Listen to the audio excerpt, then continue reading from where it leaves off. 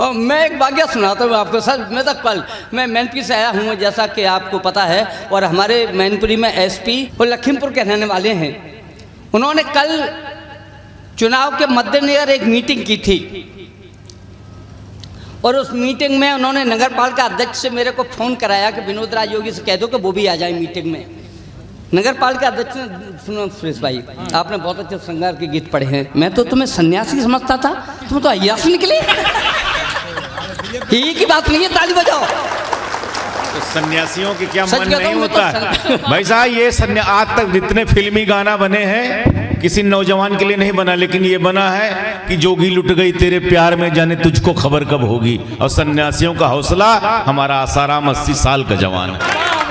हाँ, वो यूँ कहते हैं कि कौन कहता है बुढ़ापा बेदाग होता है, बूढ़ा बंदर को ज़्यादा ही घाघ होता है। हाँ, तो मैं कह रहा था कि हाँ, वो नगर पालिका अध्यक्ष ने मेरे को फ़ोन किया कि विनोद राज योगी कोतवाली में आ जाओ। मेरा फ़ोन गिरते गिरते बचा। मुझे इतना भय लगता है, पुलिस तो सच कहता हूँ। तब पीछे धर्मपत्नी खड़ी थी, बोली क्या हुआ, किसका फ़ोन है? मैंने कहा फ़ोन तो बहुत अच्छे आदमी का है, संभ्रांत व्यक्ति का है, नगर पालिका अध्यक्ष जी का है। बोली तो फिर फ़ोन आपका गिरा क्यों, आप कहाँ पे क्यों? मैंने कहा खतरनाक जगह बुला रहे हैं। बोले क्या कोतवाली में बुला रहे हैं? मैंने कहा तेरे को कैसे पता कि कोतवाली खतरनाक होती है? बोली कि तुम कुएं में गिर जाना लेकिन कोतवाली बन जाना। बोले तुम कुएं में गिर जाना लेकिन कोतवाली बन जाना। मैंने कहा ऐसा क्यों? बोले अगर कुएं में गिर जाओगे तो हम 10-5 आदमी इकट्ठे करके बिना सिफारिश के निकाल तो लेंगे।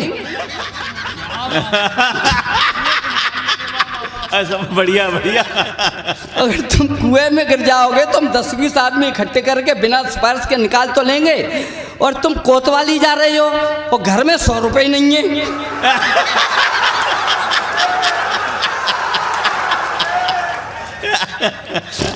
ताली बजाओ तो दरोगा जी के लिए। बहुत गजब गजब गजब। मैं आपका खैर कुछ भी कह लें, लेकिन मैं पुलिस का इसलिए अदब करता हूँ, मैं सच कहता हूँ। 24 घंटे ड्यूटी देकर अपनी नींद खराब करते हैं और हमें सोने का वक्त देते हैं। हम इन्हीं के दम पर सोते हैं। हाँ बेटा, चाय पानी का अलग से दे देंगे। हाँ, अलग सा टाइम दे देना। चलने दो। नहीं मिला था दरोगा जी, मुझे जिंदगी में कभी प्रेम नाम की चीज ही नहीं मिली साहब। मैं सच कहता हूँ, मुझे तो कभी मेरी पत्नी ने भी प्यार नहीं किया।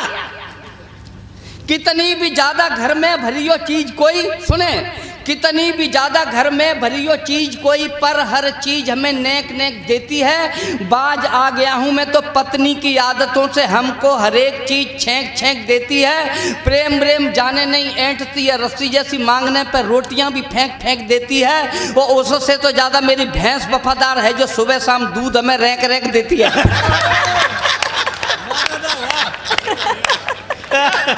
बढ़िया नहीं है, ये सही बात है। नहीं सच कहता हूँ, ऐसी थी। सुनना, मैं अपनी पत्नी से बोला अकड़कर, मुंह कर ले ऊपर न बिल्कुल हिलेगी। मैं अपनी पत्नी से बोला अकड़कर, मुंह कर ले ऊपर न बिल्कुल हिलेगी। चल 4 घंटे खड़ी धूप में हो, गलती की तुझको सजा यह मिलेगी। पत्नी तुनक कर हटी 2 कदम और बोली श्रीमान जी व्यर्थ शक है, रुतबा तुम्हारा नहीं अब चलेगा, इस घर में मेरा बराबर का हक है। पापा ने 2 लाख पूरे दिए हैं, इन धमकियों से नहीं मैं डरूंगी। यह सोच कैसे लिया आपने है, जो तुम कहोगे वही मैं करूंगी। पत्नी हूँ मैं, 7 फेरे पड़े हैं, खून पी जाऊंगी, सर पे चढ़ी रहूं नहीं हूँ, जहाँ पर खड़ी करो वहीं पर खड़ी रहूं। ये ऐसी ऐसी स्थितियाँ हो जाती हैं। आइए, मैं कविता पढ़ने की क्या ज़रूरत है साहब। पाकिस्तान की जितनी सेना है उतने तो हमारे यहाँ नागा बाबा हैं। ही की बात नहीं है, मैं सही कह रहा हूँ। मैं एक बार वहाँ गया था हरिद्वार, वहाँ एक नागा बाबा जा रहे थे, कमलेश जी। उनके पीछे बहुत विशाल भीड़। कोई कह रहा था बाबा मेरे बेटे की नौकरी लग जाए, कोई कहता था बाबा मेरे घर में संपत्ति आ जाए, कोई कहता था बाबा मेरे को सट्टे का नंबर बता दे। अच्छा, मैंने भी जोश में आके बाबा के चरण छू लिए। हमने कहा बाबा नागा बाबा मुझे भी कुछ आशीर्वाद दे दो जिससे मेरी कविता हिट हो जाए। बाबा ने मुझ में एक लात मारी, बोले हट, मैं बाबा हूँ ही नहीं। मैंने कहा आप तो हो नागा बाबा हो। बोला मैं कहाँ का बाबा हूँ, मैं तो गंगा नहाने आया था, कोई कपड़े उठा के भाग गया।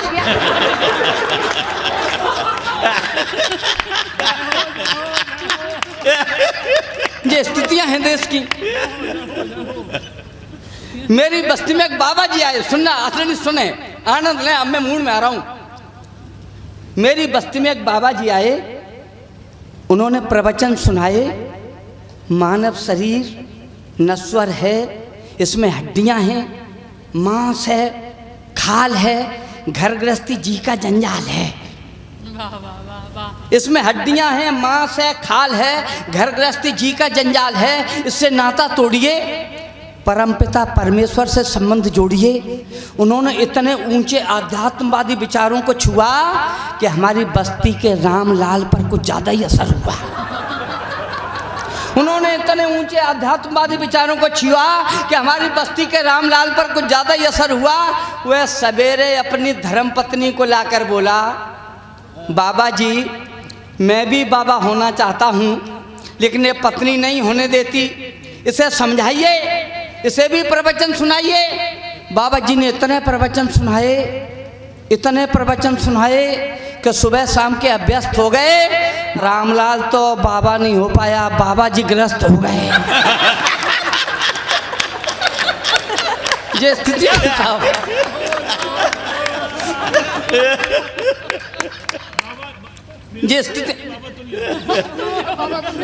ये स्थितियां हैं देश की। हाँ कविता पढ़ूं तो कहाँ से पढ़ूं, आइए चार पंक्तियां और पढ़ता हूँ। हाँ सुने कि हर बच्चे को दूध क्रांति की घर घर कली खिलेगी। तो कैसी कैसी योजनाएं आती हैं।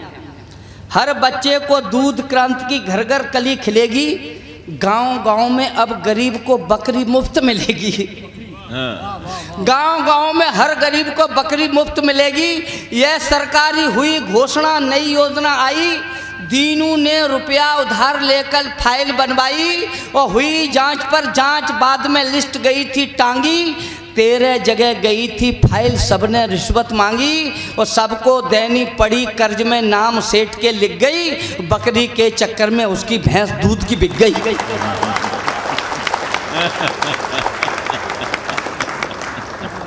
ठीक ही बात नहीं है, मैं सच कहता हूँ मेरे भाइयों। हमने जीवन में एक ही केवल आवेदन किया।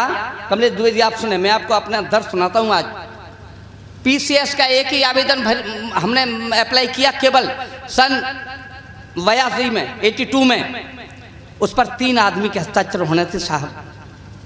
नंबर 1 बीडीओ साहब के, नंबर 2 तहसीलदार साहब के और नंबर 3 डीएम साहब के। हम अपना आवेदन लेके पहले बीडीओ साहब के पास पहुँचे। बीडीओ साहब के यहाँ बड़े आसानी से हस्ताक्षर हो गए। उसके बाद उनका जो बाबू बैठता उसने कहा कि हस्ताक्षर हो गए, 100 रुपये लाओ। मैंने कहा 100 रुपये किस बात के भाई, कैसे मोहर लगवाने के? मैंने कहा मेरे पास तो 100 रुपये नहीं है। उन्होंने मेरी शर्ट उतार ली साहब। सच कहता हूँ आपसे, मेरा दर्द है। जब उन्होंने मेरी शर्ट उतार ली, उसके बाद मैं तहसील में पहुँचा। हमने तहसीलदार साहब से हस्ताक्षर कराए। उनका वो पीए बोला 200 रुपये लाओ। हमने कहा कि 200 रुपये होते तो वो हमारा ब्लॉक का बाबू हमारी शर्ट क्यों उतार लेता? बोला शर्ट दे आए, पैंट लाओ।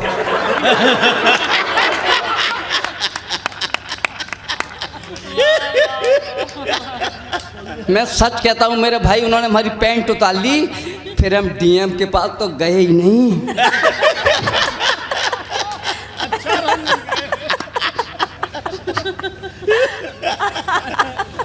हम नहीं है साहब। तब से मैं कविता पढ़ने लगा। मैंने कहा कि मुझको नंगा करने की कोशिश की गई, मैं सबको नंगा करूंगा। आइए मैं पढ़ता हूँ कि एक चील यूं गीत से बोली, आप लिख पा रहे हैं ना। एक चील यूं गीत से बोली, दादा चलकर भूख मिटा लें, मरा आदमी पड़ा हुआ है उसका थोड़ा गोश्त खा लें।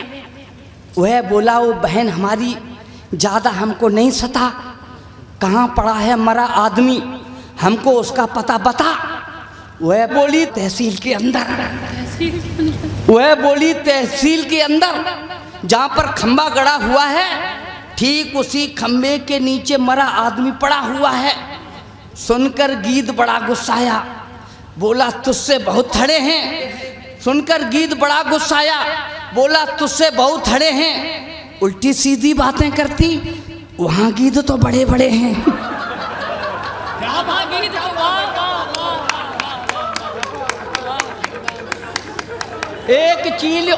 एक चीलियों गिद्ध से बोली, दादा चलकर भूख मिटा लें, मरा आदमी पड़ा हुआ है उसका थोड़ा गोश्त खा लें। वह बोला, ओ बहन हमारी ज़्यादा हमको नहीं सता, कहाँ पड़ा है मरा आदमी, हमको उसका पता बता। वह बोली, तहसील के अंदर जहाँ पर खंबा गड़ा हुआ है ठीक उसी खंबे के नीचे मरा आदमी पड़ा हुआ है। सुनकर गिद्ध बड़ा गुस्साया, बोला तुझसे बहुत हड़े हैं। उल्टी सीधी बातें करती, वहाँ गिद्ध तो बड़े बड़े हैं, उनसे टक्कर लेने में तो खुद चक्कर में आ जाएंगे। अरे हमें क्या मिलना है, उसे तो लेखपाल ही खा जाएंगे।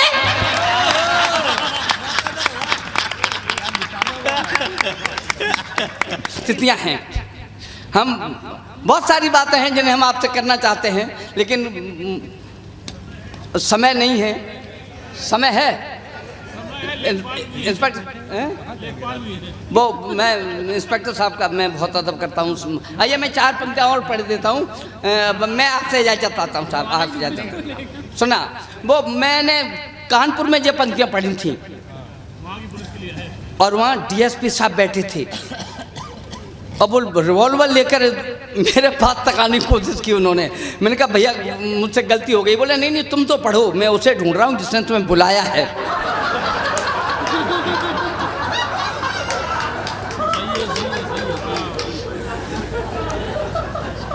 सुनो, सारे सेठ परेशानी में फंसे पसीना छूट रहा, सारे सेठ परेशानी में फंसे पसीना छूट रहा। रोज किसी दुकान का ताला नियम पूर्वक टूट रहा, रोज किसी दुकान का ताला नियम पूर्वक टूट रहा। कहीं गांठ कपड़े की जाती, कहीं लापता बोरों का, कोई सुराग नहीं लगता था। 6 महीने से चोरों का।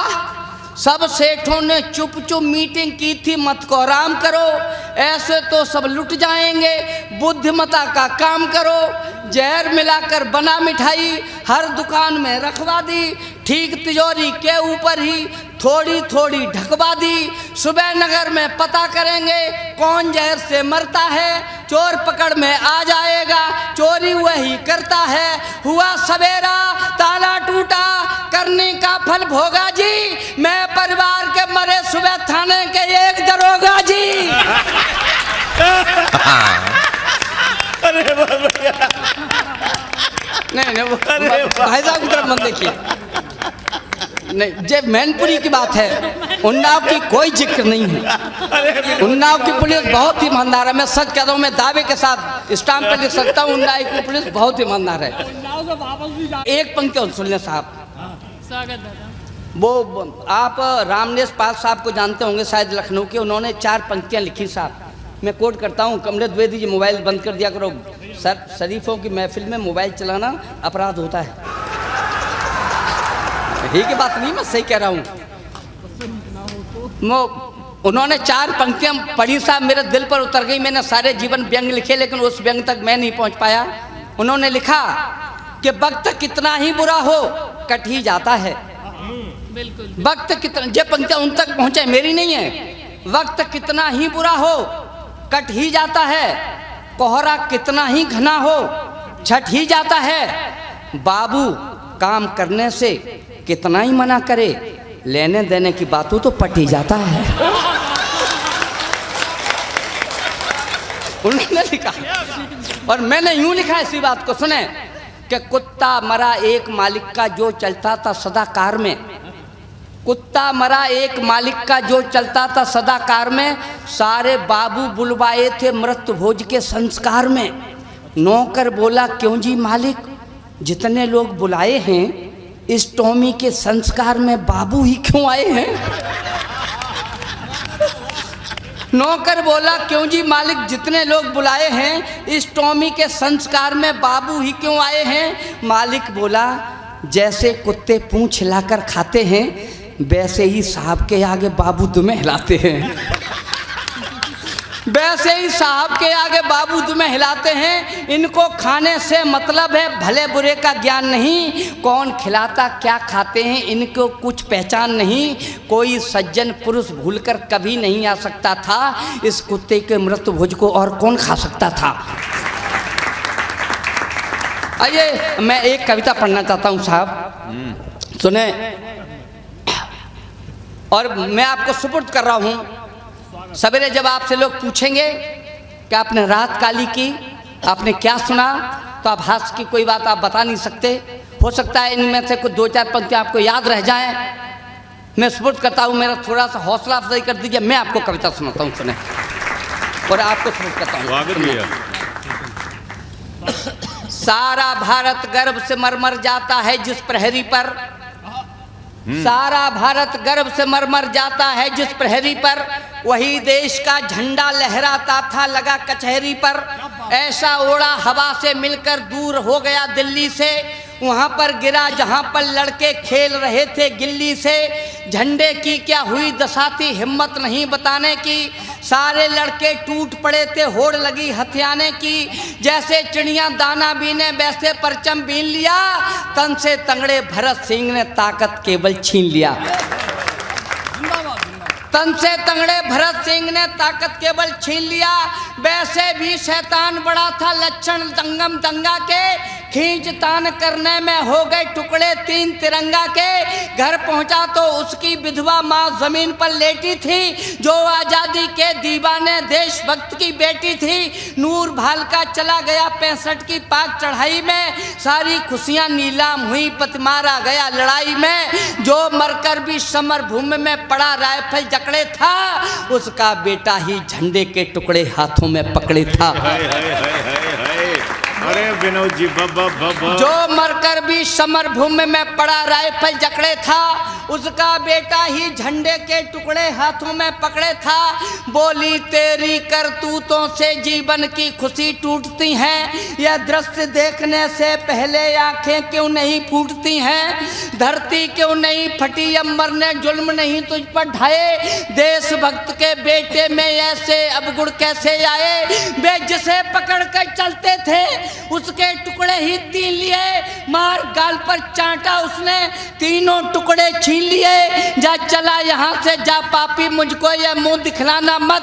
अंश बाप का हो तुझ में तो आगे कदम बढ़ाना मत। जिसने झंडे के खंड किए कर हाथ हवाले गंगा के, कोई ऐसा करके काम दिखा टुकड़े जुड़ जाएं तिरंगा के। कोई ऐसा करके काम दिखा टुकड़े जुड़ जाएं तिरंगा के। माँ को भी यह पता नहीं था बात घाव कर जाएगी, देशभक्त के बेटे में भी देशभक्त भर जाएगी। मुझको भी पापा बनना है ए भाव जिगर में बैठ गया। चंडीगढ़ स्टेशन पर एक खड़ी रेल थी बैठ गया। हुआ उदयपुर में भर्ती, जिम्मा था तोप चलाने का। दिल में अरमान सुलगता था माँ को कर्तव्य दिखाने का। संयोग विधाता का देखो कैसी कुदरत की मार पड़ी। जब शुरू कारगिल युद्ध हुआ तब घर पर माँ बीमार पड़ी। ममता का मौन निमंत्रण था, खतरे में पावन मिट्टी थी। दाई बाजू में गोले थे, बाई में माँ की चिट्ठी थी। लिखा हुआ था वक्त आखिरी है बेटा घर आ जाओ। ये प्राण तुम्ही में उलझे हैं, आकर बस शक्ल दिखा जाओ।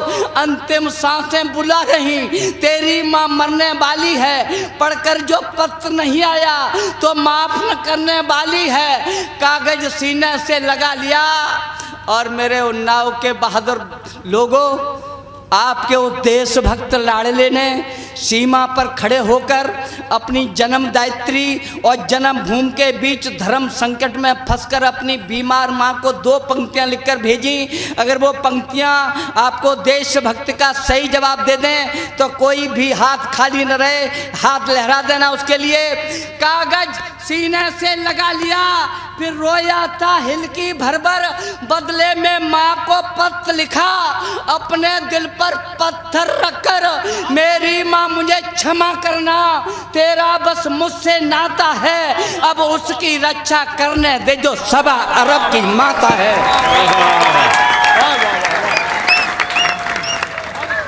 मेरी माँ मुझे क्षमा करना, तेरा बस मुझसे नाता है, अब उसकी रक्षा करने दे जो सबा अरब की माता है। माँ की ममता अनिवार्य प्रेम बदले में नहीं बिकी होती, देश के ऊपर कुर्बानी हर भाग्य में नहीं लिखी होती।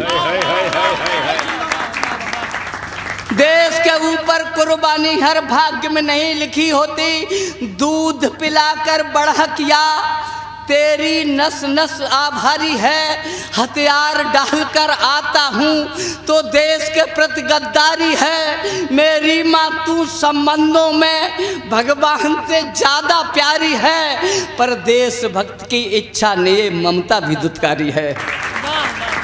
पर देशभक्त की इच्छा ने ये ममता भी दुत्कारी है। बात सल्ल ने फौजी के पत्थर दिल को भी तोड़ दिया, इस वर्दी के कर्तव्यों ने वह बात सल्ल भी छोड़ दिया।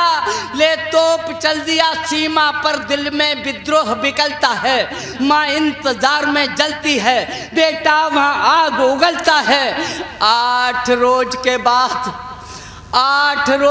बाद द्वार पर बैठे पंछी चहचाए, डाकिया एक चिट्ठी लाया, बेटे को कुछ फौजी लाए। सूरत आंखों में तहर उठी उस बचपन के उस डंडे की, झंडे में लिपटा लाल देख आ गई याद उस झंडे की। गई दौड़ बक्सा खोला तो होश भागता उड़े मिले, झंडे के तीनों टुकड़े जैसे के तैसे जुड़े मिले।